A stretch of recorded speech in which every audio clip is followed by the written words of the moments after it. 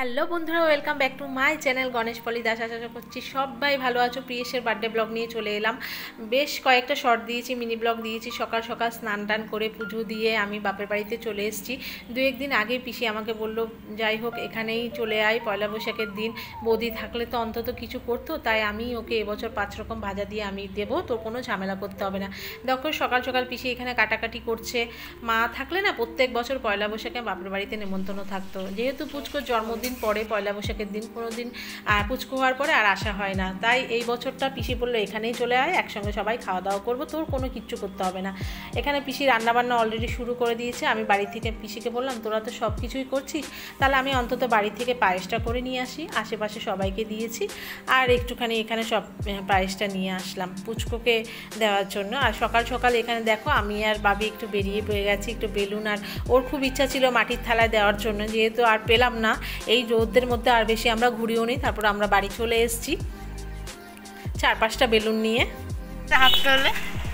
আমরা আছি এখন বাটি কিনতে, বাটি, বাসন, বাটি, বেলুন। এই যে দেখো ক্যানে করে না আমি বাড়ি থেকে পায়েসটা করে নিয়ে এসেছি। আর এই যে তারপরে এর উপর বাটি আর চামচটা তো সবাই এর আগেও দেখেছো, আমার কাকি শাশুড়ি দিয়েছিল অন্নপ্রাশনে। প্রত্যেক বছর এটার মধ্যেই ওকে পায়েস দেওয়া হয়। আর এখানে চাটনি, মাছ, ডাল, মাছের মাথা দিয়ে, আর মাংসটা অলরেডি এখানে হচ্ছে। কেমন হয়েছে নাতি বানিয়েছে?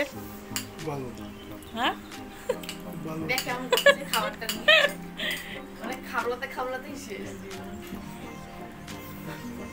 দাদার মেয়ে না পাউরুটি দিয়ে কি একটা বানিয়েছিল, সেটাই বাবা খাচ্ছিল আর বলছিলাম। এখানে দেখো 3জনকেই দিয়ে দিচ্ছিলে, দাদার মেয়ে 3জনকে আমার পিসি সুন্দর করে সাজিয়ে গুজিয়ে দিচ্ছে। আর সবাই মিলে একটু ওর মুখে পায়েস দিয়েছে। আমি বললাম একটু ফটো তুলবে, ভিডিও করব, যেহেতু আমি একটা ব্লগ করি এখন। এখানে বাবাকে বললাম একটু জামা কাপড় পরে নাও, যেহেতু ভিডিও করব। একে একে সবাই ওকে একটু পায়েস মুখে দিয়েছে। এই মা থাকলে যে কি খুশি হতো আমি জানি। আমার মা বেঁচে থাকলে একটা বছর অন্তত এখানে করতো, সেটা আমার পিসি বৌদি ওরাই করলো। যাই হোক সন্ধ্যাবেলা একটা কেক আনা হয়েছে আর নিজেরা মিলে আমরা এইটুকুই করেছি। এই বছর আর কোনো ঝামেলা করলাম না। আর দেখো প্রত্যেকবার আগের বছর আমার ছোটো ননদ এসেছিল, সেটাতেও মনে হচ্ছে বেশ বার্থডে মনে হয়েছিল। এবার কেউই আসতে পারিনি, ঠাম্মি দাদুও কাছে নেই, ঠাম্মি দাদু একটা বছরও কাছে পাইনি। যাই হোক